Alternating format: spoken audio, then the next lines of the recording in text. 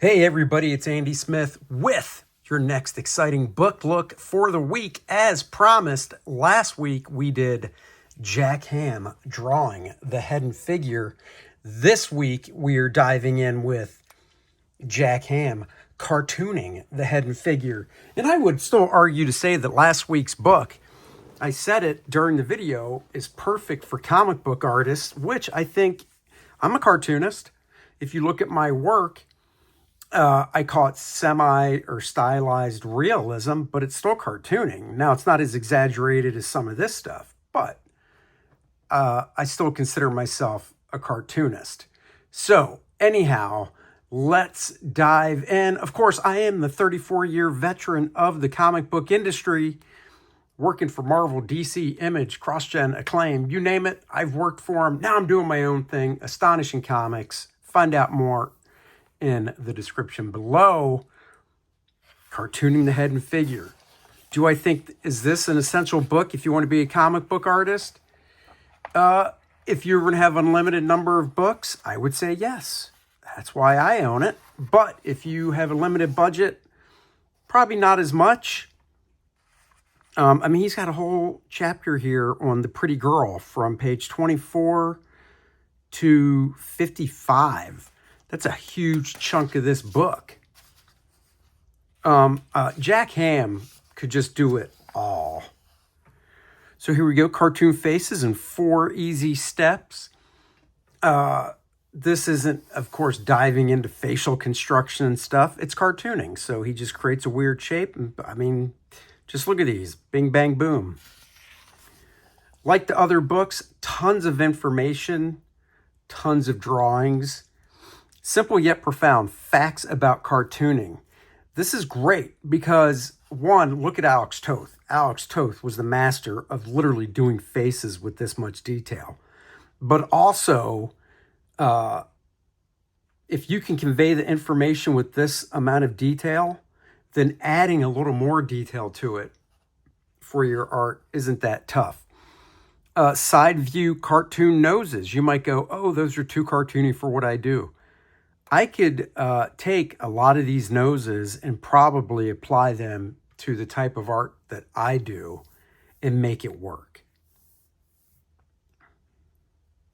I mean, cartoon eyeglasses, stuff like this. Like if I'm designing a character or looking for something different, I might just pop this open just to flip through to give me an idea or different ideas, you know, way to make the character look that different from what I typically do. I love these front views of noses right here. Cartoon eyes, and I like how he shows the quote-unquote real eye, but then he goes into the different types of cartooning. Even the whole drawing where you see eyes on the side of noses and stuff. Cartoon mouths. I mean, that's very Archie right there, number 132. Mustaches, hairstyles, even ears, cartooning ears. You know, if you were designing a cartoon character, you know, if you're making a character and it's supposed to be really cartoony, looking through something like this isn't bad to go, like if you're stuck and you're like used to just drawing normal semi-realistic ears, looking at something like this to get different ideas of different ways to simplify it is great. Same with hairstyles. More different hairstyles.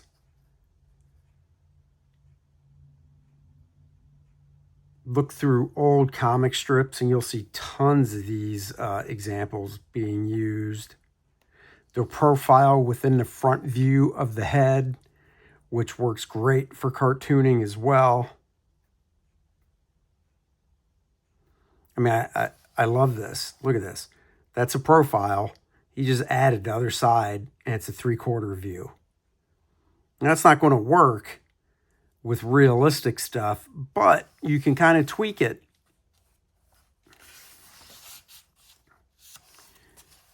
Emotions, great for exaggeration.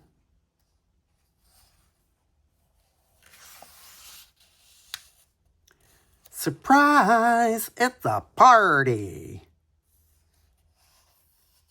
Sorrow. Great things like this. Just the forehead lines and such will apply to your semi-realistic drawing. Yelling. Thinking and meditating. Smiling. This is great here. Once again, if you're struggling with ways to inject, I should say, more life into your work, things like this are great. This is great. Eyelids in cartoon with all emotions.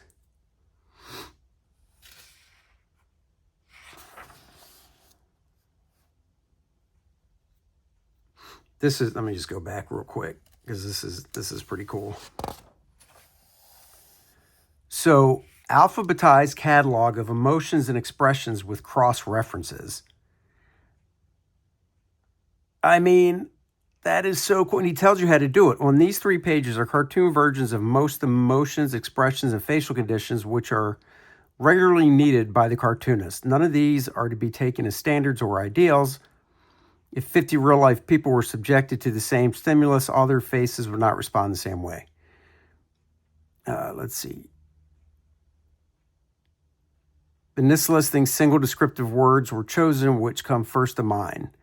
And then, let's see, itemized and diagram, page 22 and 23.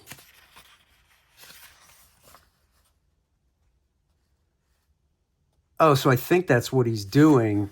I don't feel like reading through all this, but like number 1, aggressive, 5/19/33/35. So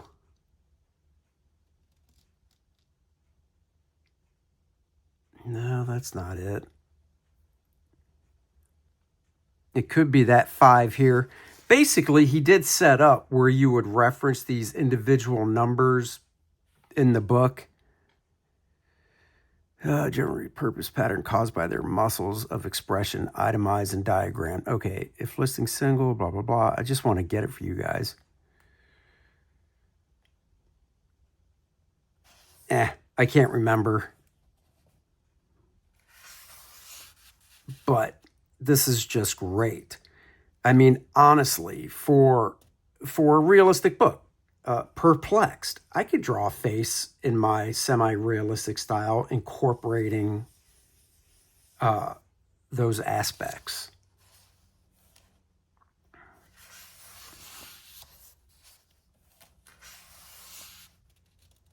Drawing pretty girls.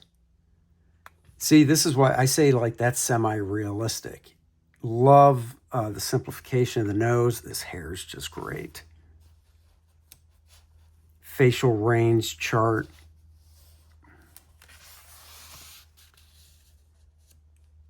This is great, seeing the simplicity here. This one, 4 and 5 are very Hirschfeld, that great caricaturist with simple line. Going to real life for cartoon elements. There you go. So, quote unquote, real life, and then breaking it down into cartoon elements.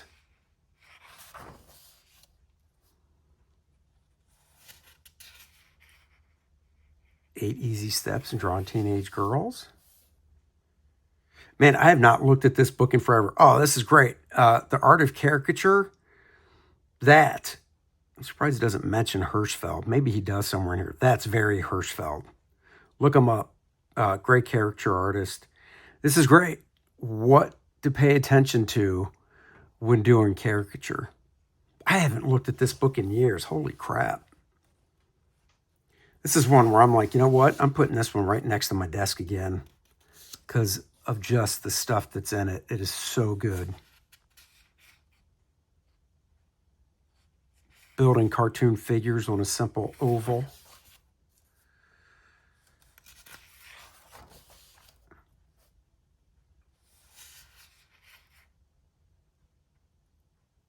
Expanding on a stick figure. Stepping outside the normal into the cartoon. So that's really cool progressions here. This is true. Cartoon heads are larger, body smaller. I mean, look at any of your cartoon comic strips in the paper, or I should say online now.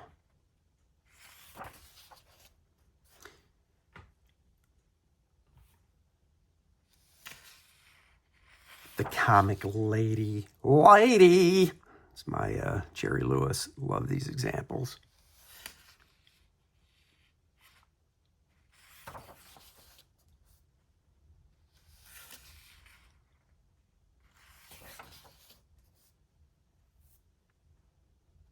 And these books, guys, you can buy this book brand new for cover price.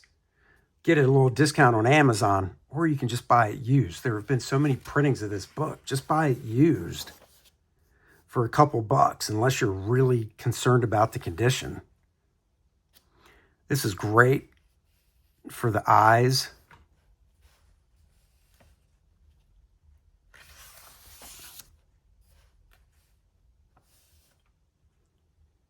That Pretty Girls chapter, I was way wrong. I thought it went on for like 20-some pages. Excuse me as I go back to the table of contents. The Pretty Girl. Teenage girls. Oh, caricature. I missed that. My eye came down to here. So it was only 8 pages. But that's okay. 8 pages, simplifying a pretty girl. And he nailed it.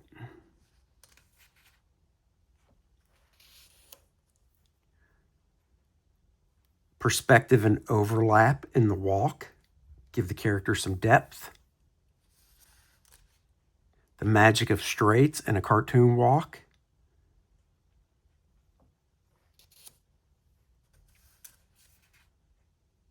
Love these exaggerations right here. I mean, totally apply that to comic books. I mean, How to Draw Comics the Marvel Way. John Buscema basically was showing that, except he was showing it with a punch. Simplified hands in cartooning. And then this is great, just getting all these examples of different ways to draw the cartoon hand.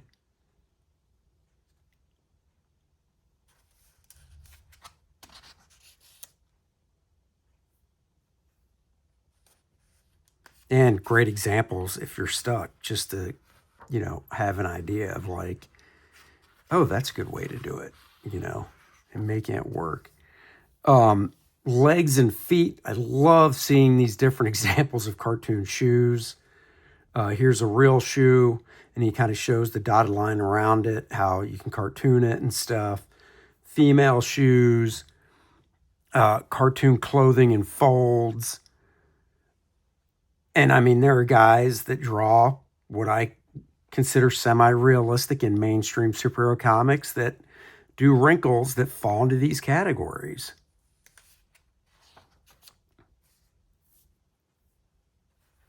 Breaking the chain of tight conformity. Cannot be stressed too much that a cartoonist needs to loosen his drawing muscles occasionally. Serious effort can cause him to hold the pen or brush too tightly sometimes. Control is good, but a little let up of that death-like grip won't lessen control. Besides, it forestalls fatigue. And then he tells you what tools he was using to do these, which I think is awesome. And then look at the different styles he went through with this one figure walking. 24 of them. Wandering pen line. Now he's getting into some inking techniques and such. The editorial cartoon, those are great because those tend to definitely have a different type of style. And here he gets into what he was using to ink all these different ones.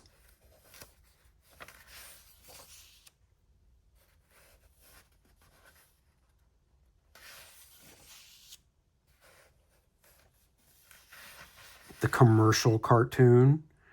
You don't see a lot of this anymore, unfortunately. I mean, remember, guys, this book is over 50 years old. Using various papers, more styles and techniques for advertising. which they don't do anymore, unfortunately.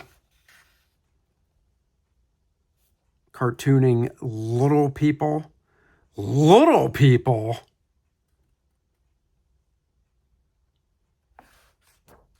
What does he mean by that?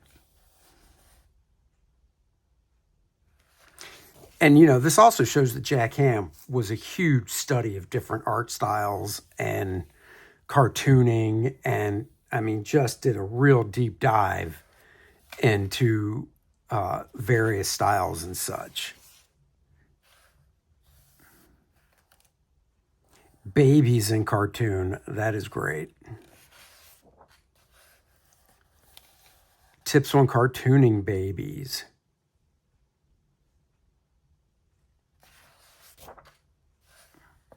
This is hilarious. Who's that remind you of? Tell me in the chat. Number 18. That reminds me of somebody specific, modern day. You tell me who it is. See if we agree. After I see a few comments, I'll leave the comment of who I think. Sports cartoons. I love this. Putting muscles on stick figures. This can apply to anything. What we do, you see the big bold stick figure with the side of the pencil, and then how he, simple shapes, pop the muscles on. See? Very simple shapes without really, I mean, he knows the anatomy, so he knows how to do this.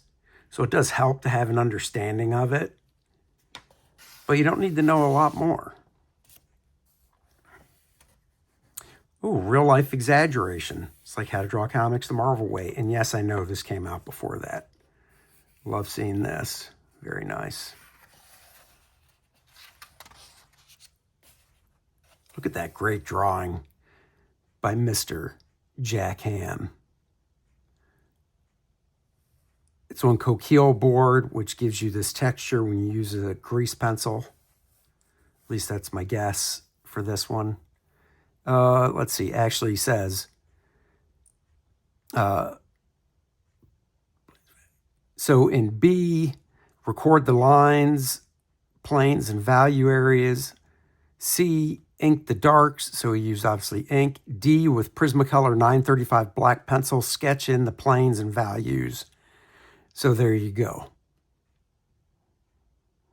And then I guess he started with the blue pencil, and he even says it. You don't need to worry about it because it won't be picked up by the camera. And he was using coquille or pebble board, so I was right. And he was using a light blue pencil to sketch in. That's how you get this texture. Very cool. Love that. Man, that looks like a Graham Nolan face right there, doesn't it? Let me know in the chat if you agree.